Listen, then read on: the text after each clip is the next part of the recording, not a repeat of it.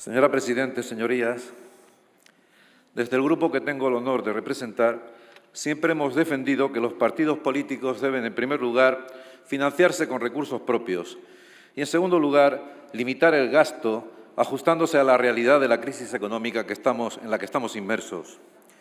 Con esta reforma que hoy presenta el Parlamento navarro, se pretende legislar a favor de ciertos partidos y en contra de los ciudadanos que con sus impuestos los financian. No hemos encontrado en la exposición de motivos presentada ningún argumento de peso que permita gastar el doble en el gasto de la campaña electoral a aquellos que se presentan en una única circunscripción. En primer lugar, porque carece de lógica. Si los partidos que se presentan en todo el territorio nacional se ajustan a esos 11 céntimos, ¿acaso no están compitiendo en igualdad con los que hacen campaña electoral en una solo? ¿Por qué motivo se considera insuficiente esta cantidad para una única circunscripción? ¿Por qué no se da ni una sola razón al respecto? ¿No conocen sus señorías lo que es la proporcionalidad? Pero fundamentalmente nuestra oposición a esta reforma tiene un carácter político, en el sentido estricto de este término, porque política es un concepto que se refiere a la organización de un Estado-nación y solo por sinécdoque puede considerarse un término referido a la administración de una comunidad autónoma, provincia o ayuntamiento. Y con esta reforma pretenden beneficiar a aquellos partidos que carecen de una dimensión nacional, que restringen su actividad a una sola circunscripción, bien por su carácter miope, regionalista o provinciano, o bien, lo que es mucho peor, partidos que tienen en realidad una sola ambición realmente política, aunque de formato negativo, es decir, antipolítica, puesto que no son pocos los grupos secesionistas que persiguen la ruptura de la unidad nacional y la constitución de un Estado fraccionario que también podrían verse favorecidos si prospera esta iniciativa. Nos resulta, cuando menos, inquietante que sea precisamente el Parlamento navarro quien traiga aquí esta reforma.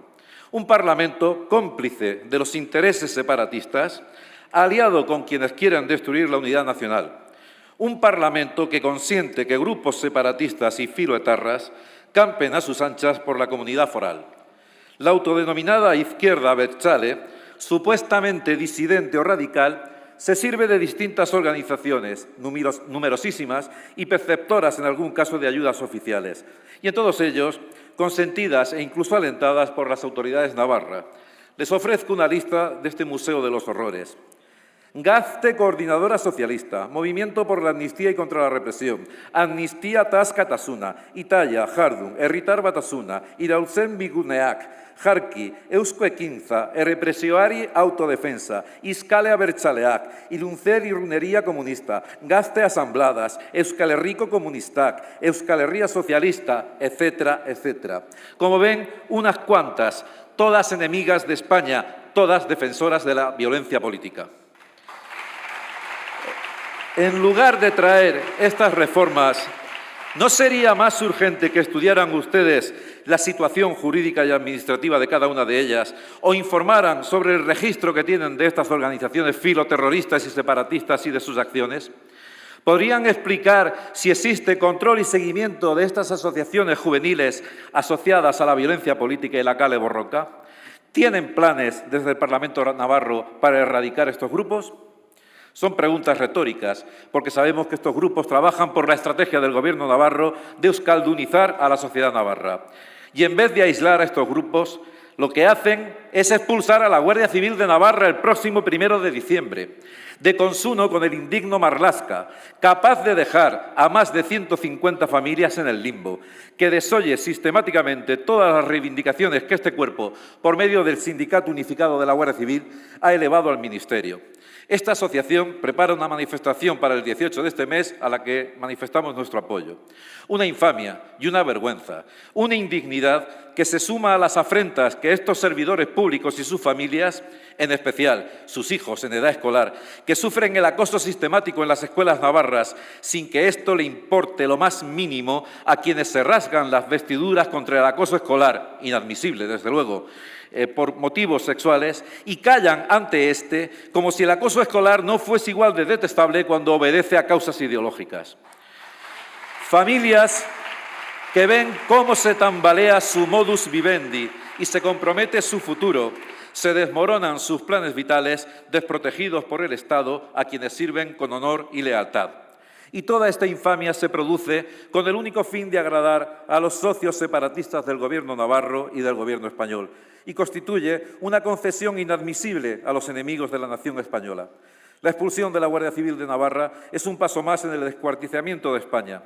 Sin duda que estos grupos antes mencionados aplauden esta decisión del Gobierno navarro, entregado a los enemigos de la nación y cómplice del separatismo, de los hijos del orate racista de Sabino Arana, que en su locura objetiva pretenden la anexión de Navarra para la creación de esa alucinación llamada Euskal Herria, una fantasmagoría que ha progresado poniendo muertos encima de la mesa y gracias a la inacción de los partidos nacionales.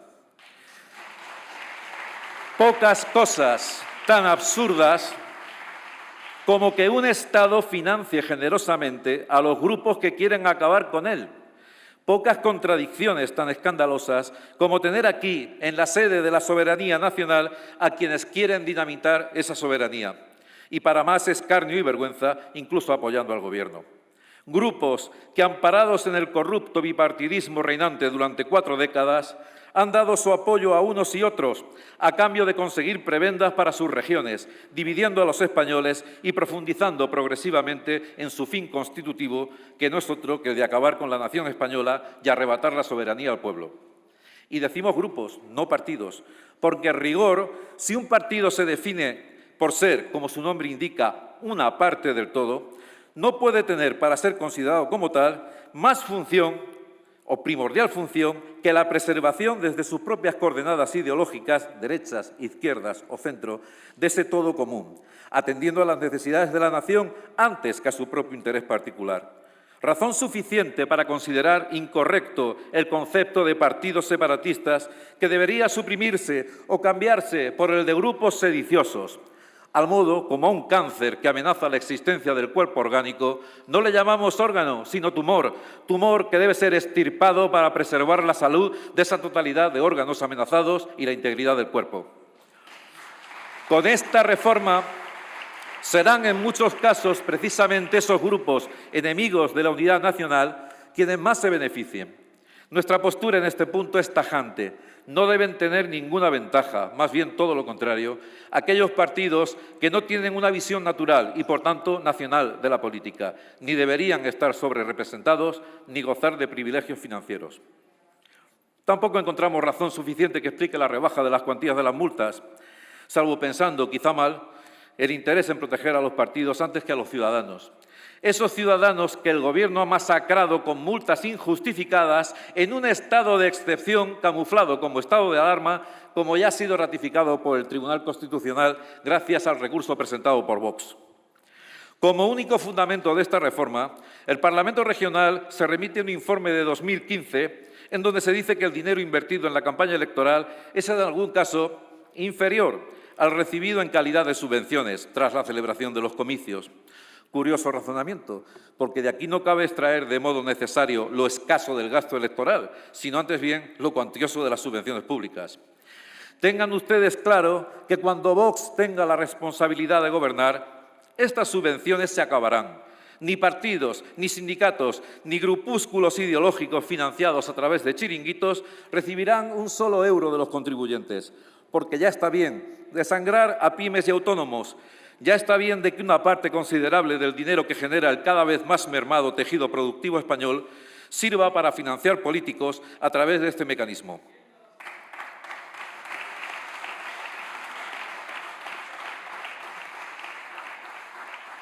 En esto, como en tantas otras cosas, solo queda Vox, diciendo alto y claro que cada partido o sindicato se financiará con lo que recauda de sus afiliados y por sus propios medios, porque cuando estos partidos y sindicatos viven de los dineros del Estado, se pervierte la labor fundamental para la que están concebidos, que es la de servir a la nación y no a su propio interés.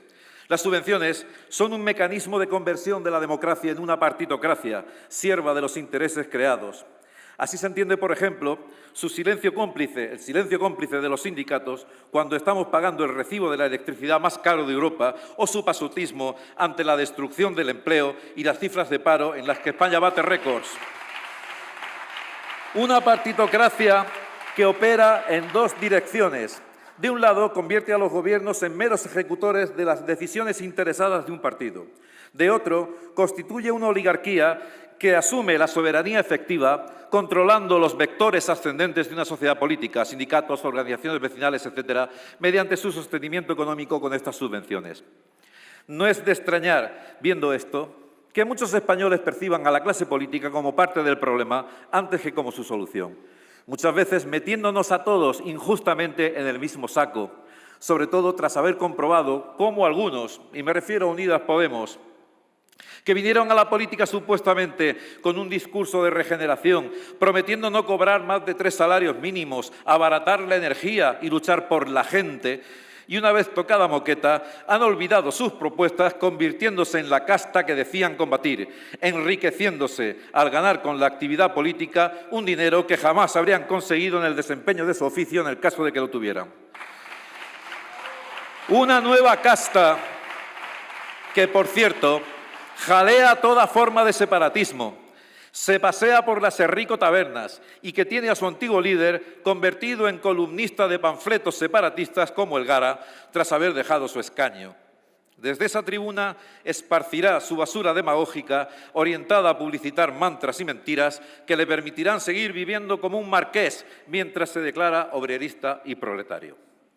Para desgracia de los españoles, no existe en nuestra nación ni ha existido nunca una izquierda nacional. La izquierda española realmente existente siempre ha sido y es, salvo honrosas excepciones, enemiga de la unidad nacional y aliada de los grupos separatistas. Sin duda que el odio, las pedradas, los insultos, las tergiversaciones, las mentiras y los cordones sanitarios que a diestra y siniestra hacen padecer a mi partido tienen que ver con nuestra decidida voluntad de quebrar esta corrupción de la partitocracia española. Por eso, y en coherencia con nuestro programa de defensa de la unidad e igualdad de los españoles y de reducción del bienestar de los políticos, votaremos en contra de esta reforma, porque no nos van a amedrentar ni van a conseguir jamás que Vox forme parte de ese consenso criminal y liberticida que pone en almoneda nada menos que la existencia de la nación española. Muchas gracias. Muchas gracias. Señora Presidenta, en primer lugar, quiero recordarles a ustedes tres que esta proposición de ley afecta a toda la nación, no únicamente a Navarra. Dejen de mirarse el ombligo. Y, en segundo lugar, quiero recordarles o decirles que tienen ustedes una curiosa concepción de la democracia que consiste en que cuando alguien no está de acuerdo con ustedes le prohíben ir a Navarra. Pues vamos a ir siempre que queramos, siempre que nos dé la gana, porque tenemos nuestra representación en Navarra que no ha alcanzado las instituciones, pero no tardarán en hacerlo, no se preocupen.